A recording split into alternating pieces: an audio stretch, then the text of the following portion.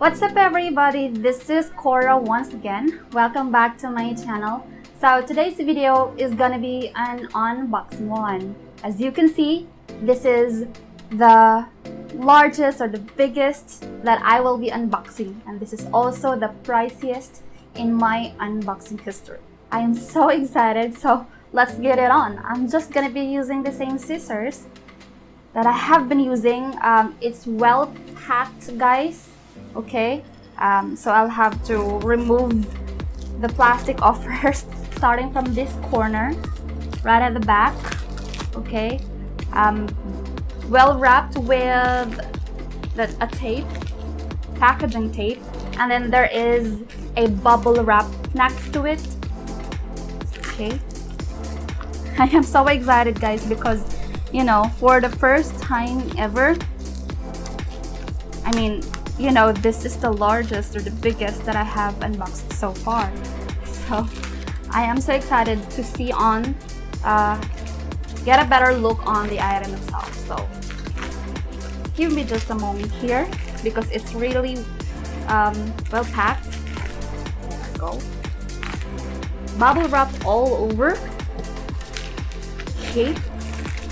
Just have to be careful, guys, using the scissors because it's really sharp.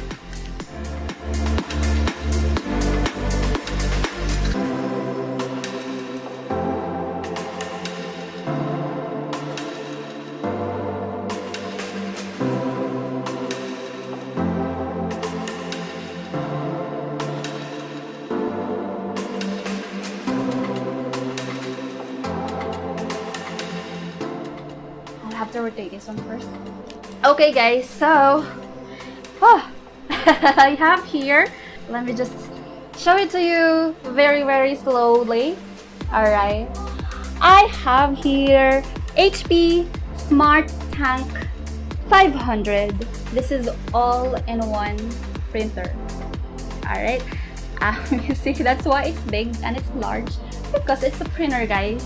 And the reason why we bought this one is because, you know, school year is starting soon, and meron po kami ditong estudyante sa bahay namin, kasama namin sa bahay, kapatid ng aking mister, so my sister-in-law. And also, we will be using this to print para po sa aming design ng aming piso Wi-Fi or Wi-Fi windows. This is gonna be useful. And so there. So now I'm gonna be opening this box. So let me check how. Alright, so at this portion right here, guys, I think I see an opening, so I'm gonna have to open the box first. Of course, we'll be using this scissors. Guys, you have to be careful using scissors, okay? I think this is the opening here. I'll have to cut this tape off.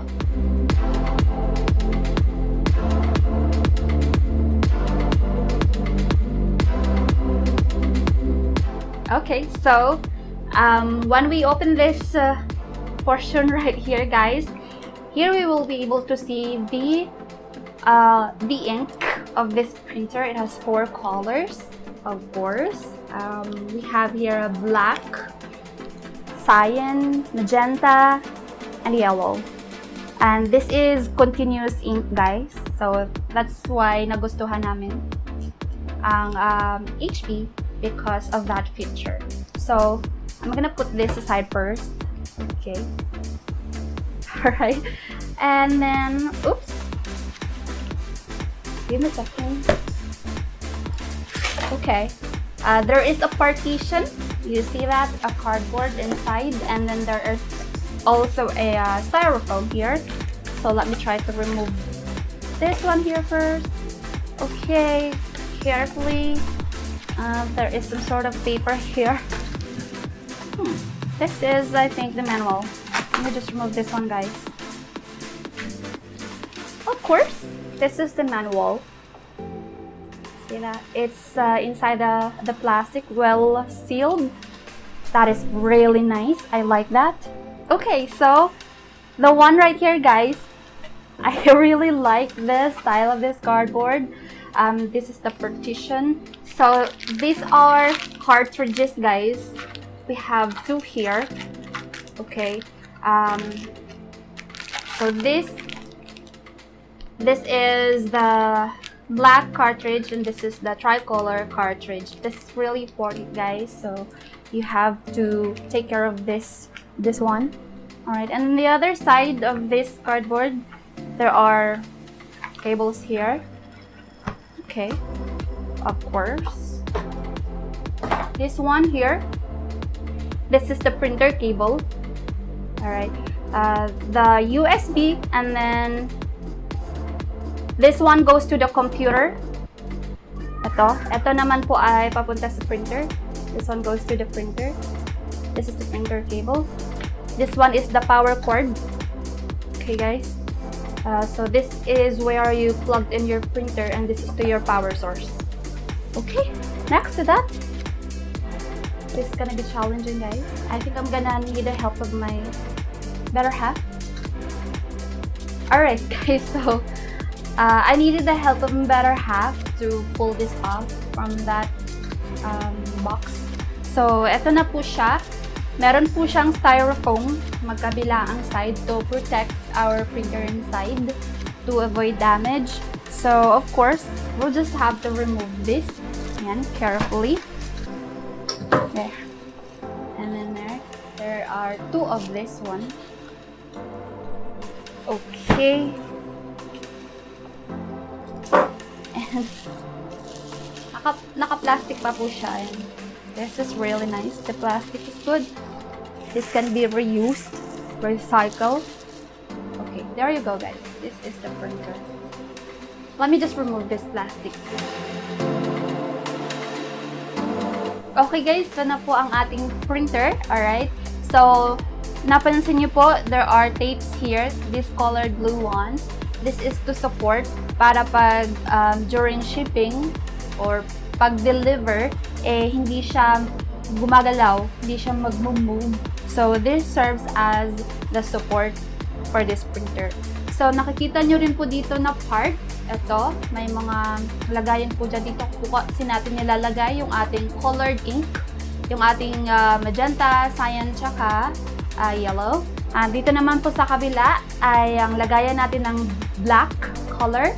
At napansin nyo po, mas malaki ang black kasi yun ang very common natin na ginagamit sa pag-print.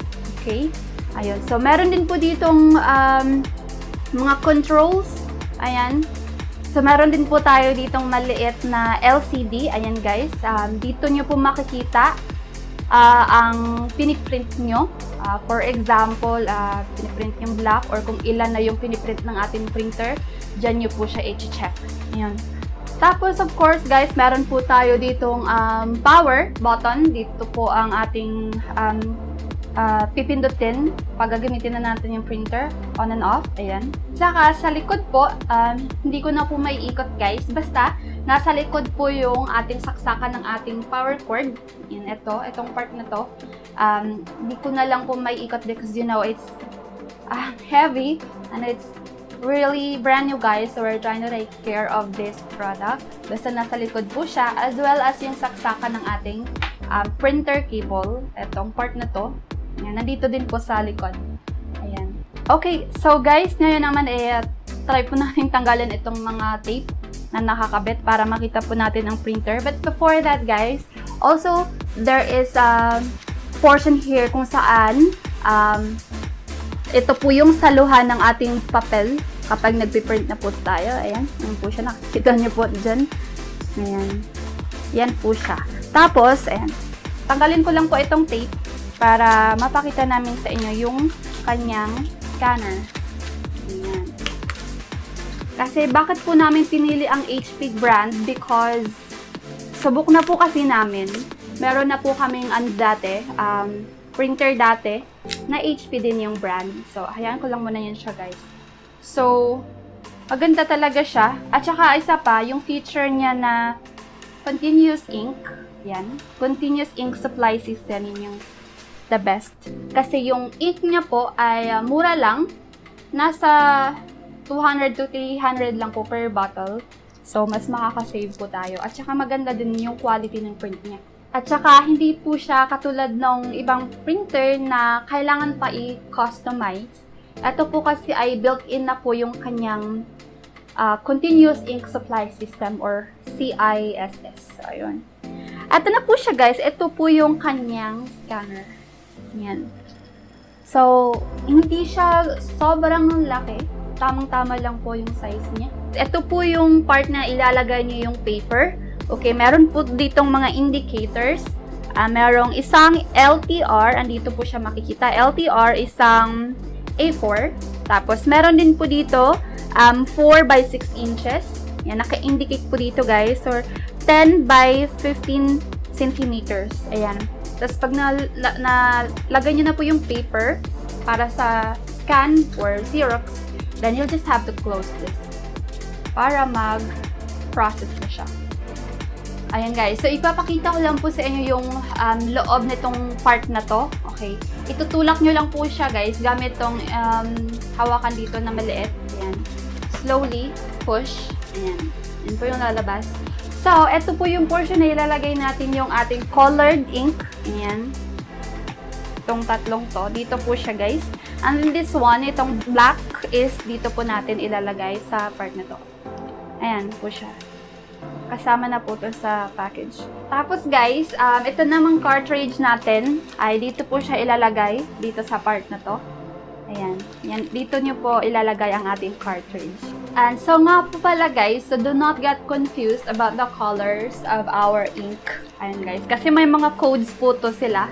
But anyway, it is indicated here naman kung ano ang mga codes niya. Itong ating colored ink guys, ang code po nila ay GT52. Itong ating colored ink. Ating cyan, magenta, yellow. Ayan. At ito naman pong ating black guys ay GT53. Ayan. Ito po siya. Again, do not worry, naka-indicate po siya sa ating printer dito sa part na to. Para pag bumili po kayo ng ink, hindi po kayo mahirapan na piliin yung colors ng ink. And of course guys, do not also be confused about our cartridge color kasi may mga ano rin po siya, color differentiation din po siya, black at saka tricolor. Dito rin po siya, may naka-indicate naman po dito. Ang ating tricolor ay ilalagay niyo po sa purple indicator at ang ating black naman po ay sa black indicator sa kanyang lalagyan. Okay? Basta check nyo lagi yung label guys para sure kayo sa paglalagyan nyo ng inyong mga ink or cartridge. Okay guys, so sa back portion po ng ating printer ay dito nyo po ilalagay yung inyong papers. Okay? So ipapakita ko lang siya, madali lamang po siya ibuksan. Yan. Hihilahin mo lang siya pataas. And then yan, nagsaslant siya. So may mga indicators po dito kung anong size ng paper ang inyong ipiprint. At saka meron din po ditong adjustment. Ayan, ayan guys. Kung naririnig niyo po yan, it's movable. So meron ditong size ng 8.5 inch by 11. Ayan, A4. Ayan. Dito nyo din po ilalagay yung adjustment niya. Ayan. Kung ito yung size ng paper. So, meron din po ditong 5 by 7 inch, 4 by 6 inch. Ayan. May mga indicators po dito guys para hindi po kayo malito. For you to be guided kung ano yung size ng ipiprint nyo. This is HP Smart Tank 500 all-in-one features. You can count on the outstanding print quality you expect from HP. Get stunning quality time after time. Text is sharp. Graphics are vibrant. Get a versatile all-in-one that delivers fast print speeds to 38% fast print speeds compared to previous HP Smart Tank. Easily print, scan, and copy. With integrated ink tanks and an automatic ink sensor, you get a compact, spill-free refill system that makes it easy to manage ink. Perfect for low-cost, high-volume printing up to 8,000 color pages or up to 6,000 black pages. Achieve high speeds for all your prints. Alright guys, so for everyone's information, we got this from one of the leading online shop in the Philippines, and this is worth almost 8,000 pesos plus shipping fee. So it's up to you guys if you wanted to check on it too, and if you are considering of getting a printer, this is recommendable. So that's it guys, and if you enjoyed this video, please give me a thumbs up. And if you're not a subscriber yet, please make sure to subscribe and smash that notification bell. Do not forget our Facebook page, that is Unboxing and Everything, and also our Twitter account, that is Unboxing. Thank you all so much for watching. I'll see you again in my next video. Bye! Love ya!